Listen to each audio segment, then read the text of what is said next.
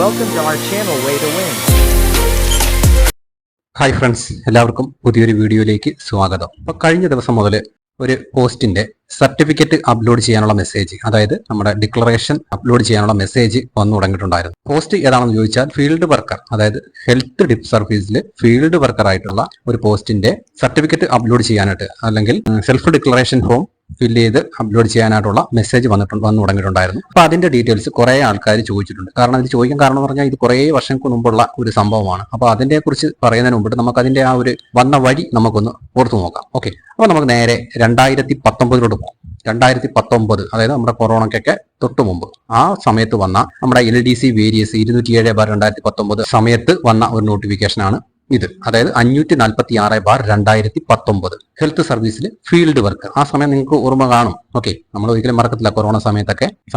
അതിനുശേഷം വന്ന നമ്മുടെ 10th പ്രിലിമിനറി എക്സാമിനേഷന്റെ കൂടെ നടന്ന ഒരു എക്സാമാണ്. നിങ്ങൾ പ്രൊഫൈൽ എടുത്ത് നോക്കിയാൽ നിങ്ങൾക്ക് അറിയാൻ പറ്റും. ആ സമയത്ത് അപ്ലൈ ചെയ്യുന്ന ആൾക്കാരൊക്കെ ആണെന്നുണ്ടെങ്കിൽ അത് പ്രൊഫൈൽ എടുത്ത് നോക്കിയാൽ അറിയാൻ പറ്റും. നമ്മളത് അപ്ലൈ ചെയ്തിട്ടുണ്ട്, നമ്മൾ പരീക്ഷ എഴുതിയിട്ടുണ്ട്. കുറച്ച് ആൾക്കാരൊക്കെ അതിന്റെ പ്രിലിമിനറി പരീക്ഷ പാസ്സായിട്ടുണ്ട്, കുറച്ച് ആൾക്കാരൊന്നും പാസ്സായിട്ടില്ല എന്നൊക്കെ ഒരു കഥകൾ അതിന്റെ ഉള്ളിലുണ്ട്. നമുക്ക് അതിന്റെ നോട്ടിഫിക്കേഷന്റെ സമയത്തുള്ള കാര്യങ്ങൾ നോക്കാം. 17,000 മുതൽ 37,500 വരെയാണ് സാലറി സ്കെയിൽ പറഞ്ഞിരുന്നത്.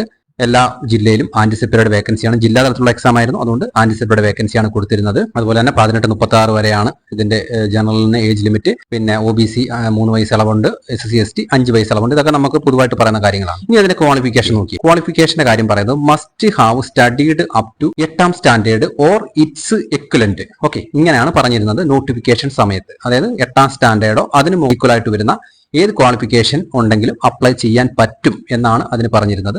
അതിൽ ഡിഗ്രി ഉള്ള ആൾക്കാരെല്ലാം PG ഉള്ള ആൾക്കാരും എല്ലാം അതിന് അപ്ലൈ ചെയ്തിട്ടുണ്ടായിരുന്നു.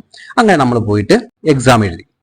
ഇതിന്റെ ശേഷം, അതായത് ഈ നോട്ടിഫിക്കേഷന് ശേഷം ഒരു എറണ്ടം നോട്ടിഫിക്കേഷൻ വന്നിട്ടുണ്ടായിരുന്നു. ഓക്കെ, അതിനെ കുറിച്ച് പറയുമ്പോൾ നോക്കി. ഒക്ടോബർ 12, 2022 ഇതിനകത്ത് വന്നിരിക്കുന്നത്. ആരോഗ്യ വകുപ്പിലെ ഫീൽഡ് വർക്കർ തസ്തികയുടെ തെരഞ്ഞെടുപ്പിനായി 31/12/2019 തീയതിയിലെ അസാധാരണ ഗസറ്റിൽ കാറ്റഗറി നമ്പർ 546/2019 പ്രസിദ്ധീകരിച്ച വിജ്ഞാപനത്തിലെ ഖണ്ഡിക 7 യോഗ്യതയിലെ ക്രമ നമ്പർ 1 8ാം സ്റ്റാൻഡേർഡ് വരെ പഠിച്ചിരിക്കണം, അല്ലെങ്കിൽ തത്തുല്യ യോഗ്യത എന്നത് 7ാം ക്ലാസ് പാസ്സായിരിക്കണം, എന്നാൽ ബിരുദം നേടിയിരിക്കുവാൻ പാടില്ല എന്ന് തിരുത്തൽ വരുത്തി ഇതിനാൽ വിജ്ഞാപനം ചെയ്തു വന്നു.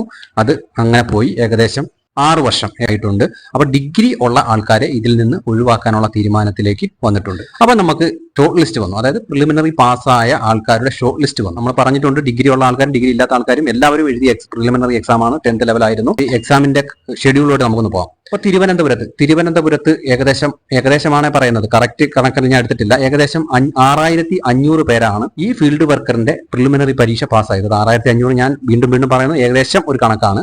അപ്പൊ അതിന്റെ കട്ട് ഓഫ് 73.6951 ആയിരുന്നു. ഓക്കെ, കൊല്ലത്ത് 4,000 പേരുടെ ലിസ്റ്റാണ് പ്രിലിമിനറി പാസ്സായത് വന്നത്. അത് 75.8469 ആണ് കൊല്ലം ജില്ലയുടെ കട്ട് ഓഫ്. പത്തനംതിട്ട ജില്ലയിൽ ഏകദേശം 2,500 പേരുടെ ലിസ്റ്റാണ് വന്നത് പ്രിലിമിനറി പരീക്ഷ പാസ്സായത്. 65.7339 ആണ് അവിടുത്തെ കട്ട് ഓഫ് ആയിട്ട് വന്നിരുന്നത്. ആലപ്പുഴയിൽ 3,000 പേരുടെ ലിസ്റ്റാണ് വന്നിരുന്നത്. 72.449 ആണ് കട്ട് ഓഫ്. കോട്ടയത്ത് 3,500 പേരുടെ അടുപ്പിച്ചാണ് ലിസ്റ്റ് വന്നത്. 67.0102 ആയിരുന്നു കട്ട് ഓഫ്. ഇടുക്കിയിൽ 3,000 പേരടുപ്പിച്ചാണ് ലിസ്റ്റ് വന്നത്. 60.8634 ആണ് അവിടുത്തെ കട്ട് ഓഫ്. എറണാകുളത്ത് 5,000 പേരടുപ്പിച്ച് ലിസ്റ്റ് വന്നു. 68.512 ആയിരുന്നു അവിടുത്തെ കട്ട് ഓഫ്.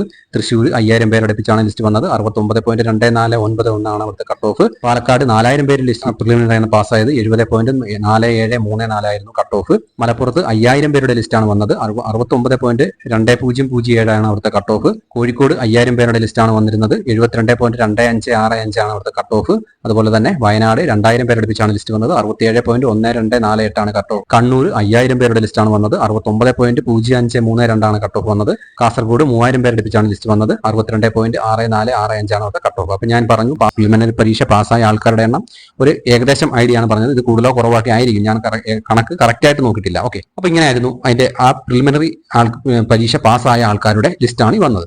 അപ്പൊ നിങ്ങൾ ചിന്തിച്ചേ, ഈ പ്രിലിമിനറി പരീക്ഷ പാസ്സായ ആൾക്കാർക്ക് ഡിഗ്രി ഉള്ള ആൾക്കാരില്ലേ? ഉണ്ട്. കാരണം നോട്ടിഫിക്കേഷൻ സമയത്ത് നമ്മൾ എക്സാം എഴുതുന്ന സമയത്തൊക്കെ എന്താണ്, ഡിഗ്രി ഉള്ളവർക്കും അപ്ലൈ ചെയ്യാൻ പറ്റും. ഡിഗ്രി ഉള്ള ആൾക്കാരെ അതിൽ നിന്ന് ഒഴിവാക്കാൻ തീരുമാനിച്ചു. പ്രിലിമിനറി പരീക്ഷ പാസ്സായ ആൾക്കാർ, ഡിഗ്രി ഉള്ള ആൾക്കാർ ഉൾപ്പെട്ടിട്ടുണ്ട്. അപ്പൊ അവരെ ഒഴിവാക്കണം. അവരെ ഒഴിവാക്കിയിട്ട് ഇനി ഒരു ഷോർട്ട് ലിസ്റ്റ് ഇടണം. അതിനു വേണ്ടിയിട്ടാണ് ഇപ്പോഴും ഡിക്ലറേഷൻ കൊടുക്കാൻ വേണ്ടിയിട്ട് പറയുന്നത്. ഇപ്പൊ നമ്മൾ ഡിഗ്രി ഉണ്ട്, ഇപ്പൊ എനിക്കിപ്പോ ഡിഗ്രി ഉണ്ടെങ്കിൽ ഞാൻ ആ പരീക്ഷ എഴുതിയിട്ടുണ്ട്, ഞാൻ ആ ലിസ്റ്റിൽ പ്രിലിമിനറി പരീക്ഷ പാസ്സായി എന്നുണ്ടെങ്കിൽ എനിക്ക് ഡിക്ലറേഷൻ കൊടുക്കാൻ പറ്റുമോ? ഇല്ല. ഡിക്ലറേഷന്റെ ഫോം ഞാൻ ഒന്നുകൂടെ കാണിക്കാം. ഞാൻ കാറ്റഗറി നമ്പർ 546/2019 പ്രകാരം വിജ്ഞാപനം ചെയ്ത മലപ്പുറം ജില്ലയിലാണ് എടുത്തേക്കുന്നത്. നിങ്ങളുടെ ജില്ല ഏതാണെന്ന് വെച്ചാൽ ആ ജില്ല ചേർത്ത് വായിക്കും. മലപ്പുറം ജില്ലയിലെ ആരോഗ്യവകുപ്പിൽ ഫീൽഡ് വർക്കർ തസ്തികയുടെ അപേക്ഷ സമർപ്പിക്കുന്ന അവസാന തീയതിക്കോ 5/2/2020 20 അതാണ് അവസാന തീയതി. ഓക്കെ, ഞാൻ നേരത്തെ പറഞ്ഞായിരുന്നു. അതിനു മുമ്പോ യാതൊരുവിധ ബിരുദ യോഗ്യതയും നേടിയിട്ടില്ലെന്നും ഇതിന് വിപരീതമായി ബിരുദം നേടിയിട്ടുള്ളത് മറച്ചു വെച്ച് ഞാൻ അപേക്ഷ സമർപ്പിച്ചതായോ തെരഞ്ഞെടുപ്പ് ഉള്ളതായോ തെളിഞ്ഞാൽ ബഹുമാനപ്പെട്ട കമ്മീഷൻ സ്വീകരിക്കുന്ന ഏതൊരു ശിക്ഷാ നടപടിക്കും വിധേയമായി കൊള്ളാം എന്ന് ഞാൻ പ്രസ്താവന ചെയ്യുന്നു. ഉദ്യോഗാർത്ഥിയുടെ പേര്, ഉദ്യോഗാർത്ഥിയുടെ രജിസ്റ്റർ നമ്പർ, അതുപോലെ തന്നെ ഒപ്പുകാലം, തീയതി. ഇതാണ് നമ്മുടെ ഡിക്ലറേഷൻ ഫോമിന്റെ ഫോർമാറ്റ്. അപ്പോൾ ഇത് നിങ്ങൾ ഉദ്യോഗാർത്ഥിയുടെ പേര് എഴുതണം, ഉദ്യോഗാർത്ഥിയുടെ ഒപ്പിടണം, രജിസ്റ്റർ നമ്പർ, അതായത് നമ്മൾ പ്രിലിമിനറി പരീക്ഷ ഏതാണ് പാസ്സായത് അതിന്റെ രജിസ്റ്റർ നമ്പർ എഴുതണം. ഇത് കഴിഞ്ഞിട്ട് പ്രൊഫൈലിൽ നമ്മൾ അപ്ലോഡ് ചെയ്ത് കൊടുക്കണം. ഇതാണ് ഇതിന്റെ കഥ. ഡിഗ്രി ഉള്ള ഒരാൾ ഇത് കൊടുക്കാൻ പറ്റില്ല, കാരണം ഡിക്ലറേഷൻ അല്ലേ. അങ്ങനെ എത്ര ആൾക്കാർ ഡിഗ്രി ഉള്ള ആൾക്കാർ അവർ കണ്ടുപിടിച്ചിട്ട് ആ ഡിഗ്രി ഉള്ള ആൾക്കാർ ലിസ്റ്റിൽ ഉൾപ്പെട്ടിട്ടുണ്ടെങ്കിൽ അവരെ ഒഴിവാക്കിയിട്ട് പുതിയ ഒരു ഷോർട്ട് ലിസ്റ്റ് ഇടാൻ വേണ്ടിയിട്ടാണ് അവരിപ്പോൾ തീരുമാനിച്ചിരിക്കുന്നത്.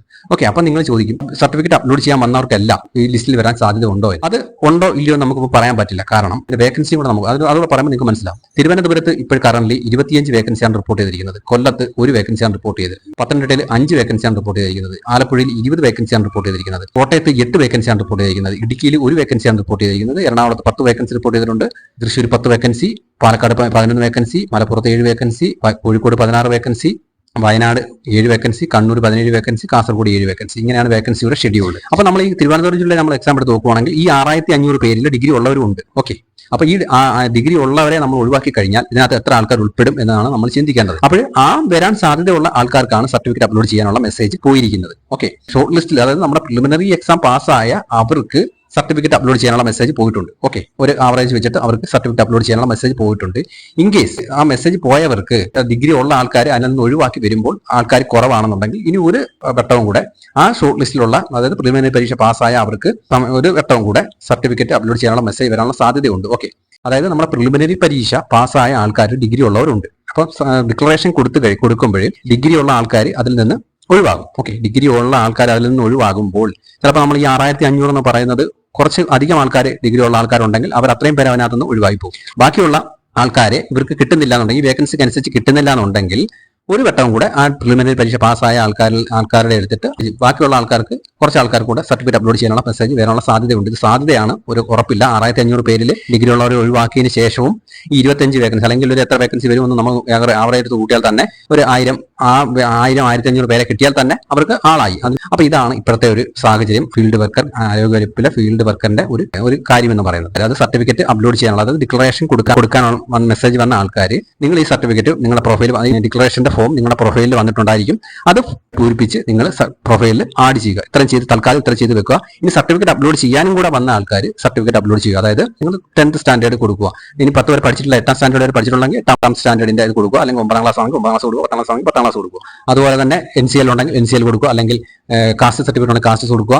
LGS ഒക്കെ ഉള്ള ആൾക്കാർ നേരത്തെ സർട്ടിഫിക്കറ്റ് അപ്ലോഡ് ചെയ്തിട്ടുണ്ട്, അല്ലെങ്കിൽ സർട്ടിഫിക്കറ്റ് വെരിഫിക്കേഷൻ കഴിഞ്ഞ ആൾക്കാർക്കാണെങ്കിൽ ചിലപ്പോൾ ഡിക്ലറേഷൻ കൊടുക്കാൻ മാത്രമേ വന്നിട്ടുള്ളായിരിക്കും. നിങ്ങൾ ഡിക്ലറേഷൻ കൊടുക്കുക. നിങ്ങളുടെ മെസ്സേജ് വന്ന അനുസരിച്ച് സർട്ടിഫിക്കറ്റ് അപ്ലോഡ് ചെയ്യാൻ പറഞ്ഞിട്ടുണ്ടെങ്കിൽ സർട്ടിഫിക്കറ്റ് അപ്ലോഡ് ചെയ്യുക. ഡിക്ലറേഷൻ കൊടുക്കാൻ മാത്രം വന്നിട്ടുണ്ടെങ്കിൽ നിങ്ങൾ ഡിക്ലറേഷൻ കൊടുക്കുക. ഇപ്പം എല്ലാം കഴിഞ്ഞിട്ട് BSc ഒരു അനാലിസിസ് ചെയ്തിട്ട് ഡിഗ്രി ഉള്ളവർ എത്ര പേര് ഒഴിവായി എന്നുള്ള ഒരു ഡീറ്റെയിൽ എടുക്കും. ഓക്കെ, അപ്പോൾ ഇത്രയേ ഉള്ളൂ. വീഡിയോ ഇഷ്ടപ്പെട്ടിട്ടുണ്ടെങ്കിൽ ലൈക്ക് ചെയ്യുക, ഡൗട്ടുകളുണ്ടെങ്കിൽ കമന്റ് ചെയ്യുക. പുതിയൊരു വീഡിയോ മറ്റോടെ തന്നെ കാണാം. അതുവരെ എല്ലാവർക്കും വളരെയധികം നന്ദി, നമസ്കാരം.